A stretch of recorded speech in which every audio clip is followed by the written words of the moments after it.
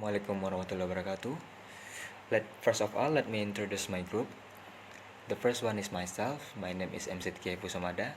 The next one is RTS FIKA OPIANTI, and the last one is BERLIANA SUKMA SOEKARNO. So we are going to present teaching English for young learner, student-child-centered learning. So without any further ado, Chapter 1. Introduction. Background of the paper. The term student-centered learning (SCL) is widely used in the teaching and learning literature. Many terms have been linked with student-centered learning, such as flexible learning (Taylor 2000), experiential learning (Burnett 1990), self-directed learning, and therefore the slightly overused term student-centered learning can mean different things to different people. The paradigm shift away from teaching to an emphasis on learning has encouraged power to be moved from the teacher to the student. Bar and Tag, 1995. So let's move to the next slide. Purpose of the paper. In this paper aims to give an overview of the various ways student-centered learning is defined, suggest some ways that student-centered learning can be used as the organizing principle of teaching and assessment practices, explore the effectiveness of student-centered learning, and present some critiques to its end approach. Next slide, we have Chapter 2, Theory and Discussion. Understanding of Student-Child-Centered Learning, Canberra 1997. Describe two broad orientation in teaching: the teacher-centered content-oriented conception and the student-centered learning-oriented conceptions.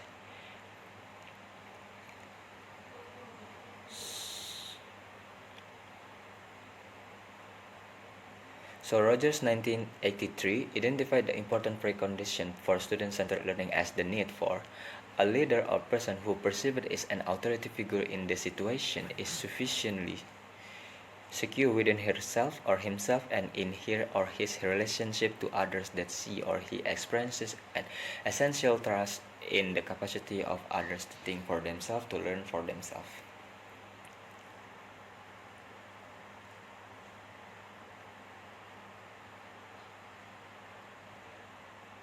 So let's move to the next slide. Other authors articulate broad the reliance on active rather than passive learning and emphasis on deep learning and understanding, increased responsibility and accountability on the part of the student, an increased sense of autonomy in the learner, an interdependence between teacher and learner, mutual respect within the learner-teacher relationship, and a reflexive approach to the teaching and learning process on the part of both teacher and learner. Implementation student-child-centered learning. Learning is often presented in this dualism of either student-centered learning or teacher-centered learning. In the reality of practice, the situation is less black and white. A more useful presentation of student-centered learning to see these terms as either and of continuum, using the three concepts regularly used to describe student-centered learning. Implication for curriculum design. In relation to curriculum design, student-centeredness includes the idea that students have choice in what study, how to study. PBL allows for some choice within a program of areas that students may study. It allows students to set some of their own learning objectives or outcomes. Dependent on prior knowledge, problem-based learning through the use of problem issues strategies encourage the student to develop their own learning goals.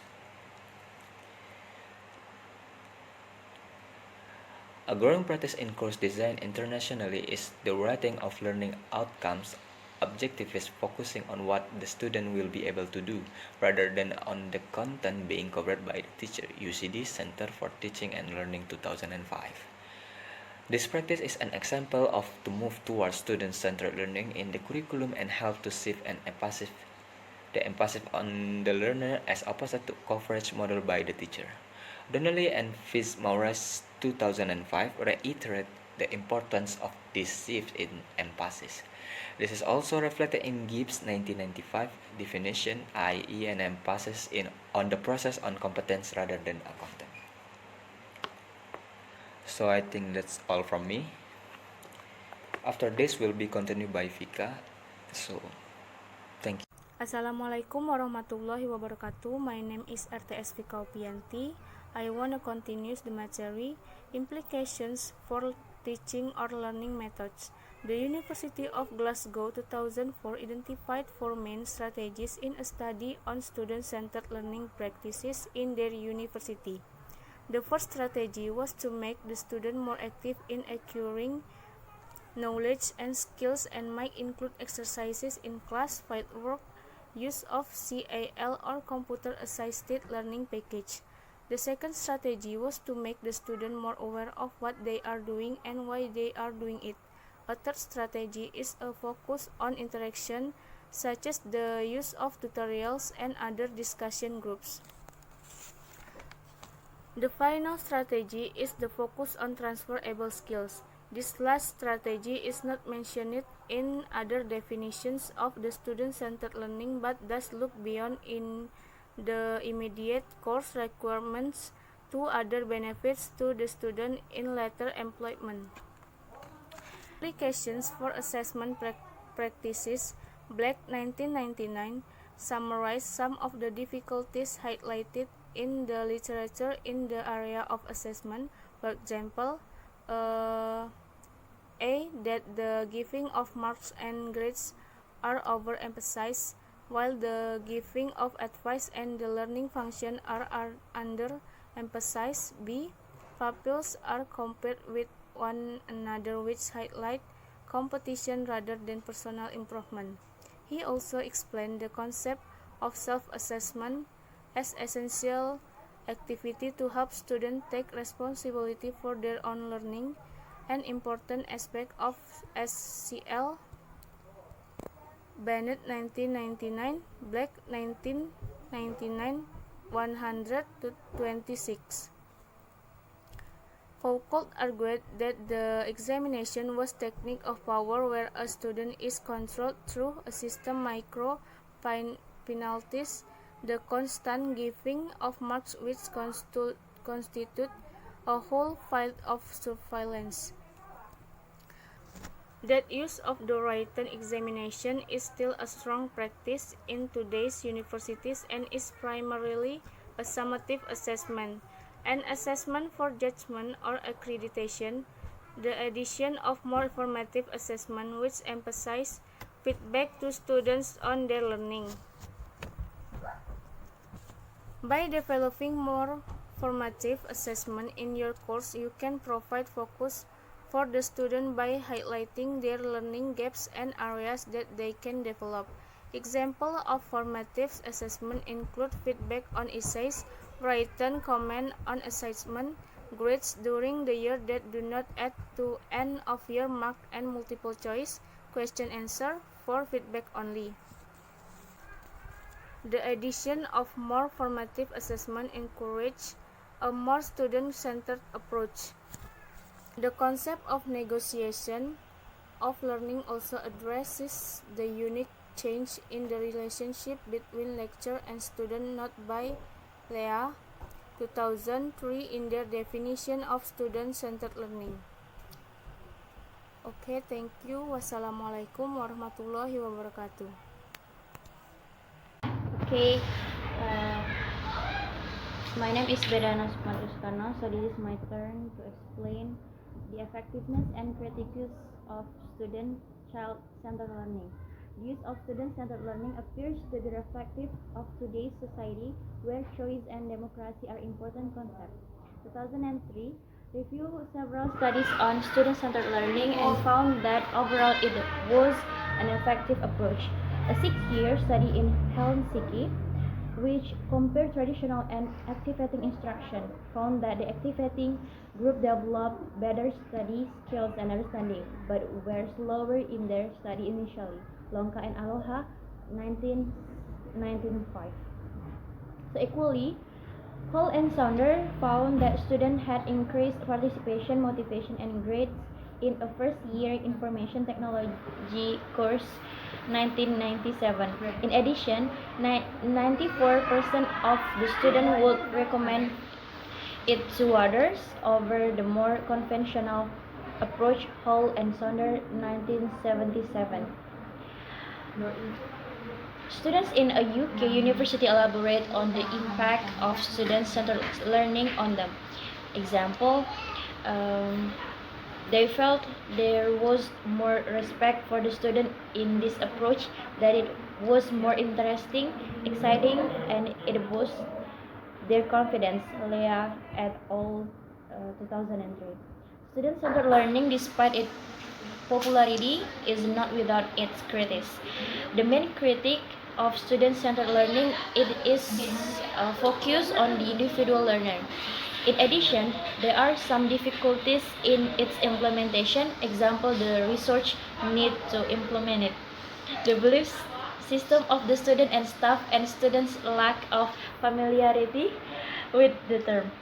Simon, 1999, described that student-centered learning in the school system can be in danger of focusing completely on the individual learner and taken to its extreme does not take into account the needs of the whole class. The importance of the social context of learning and the follow of interaction with peers is emphasized in the social culture view of learning, Bredo 1999. The concept of being an independent learner choosing his or her own route of learning, taken to emphasize the importance of peers in relation to this individuality. Leah et al. Study on psychology students highlight their concern over being abandoned or isolated from other supports in a student-centered learning approach 2003.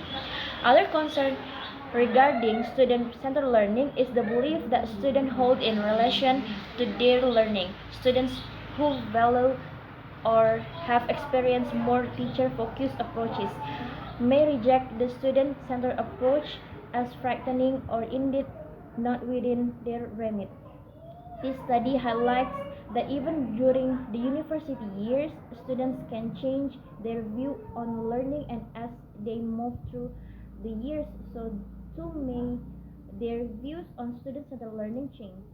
In support of Perry's work, Stephenson and Sander 2002 highlight that first-year medical students were suspicious of the value of student-centered learning method. Finally, student familiarity with the term can be poor. Leah et al. 2003 conduct a study on 48 psychology students in the University of Plymouth on students' attitude to student-centered learning. They found that despite a university student-centered policy, 60% of the students had not heard of the term. At the conclusion, the changing demographics of the student population and the more consumer or client-centered culture in today's society have provided a climate where the use of student-centered learning is thriving. The interpretation of the term student-centered learning appears to vary between authors, as some equate it with active learning, while others take a more comprehensive definition, including active learning, choice in learning, and the shift of power in the teacher-student relationship. It is used very commonly in the literature and its university policy statement, but this has not necessarily transferred into practice, and suggests we are, as the writer wants to apology for the short take of this paper. We know that about this paper is still far from perfect, so that we need the suggestion from the reader for the perfection of this paper. Thank you very much for the reader. So, thank you. Assalamualaikum warahmatullahi wabarakatuh. So thank you for your attention, thank you for your time, thank you for watching. I think that's all from our group. Wassalamualaikum warahmatullahi wabarakatuh.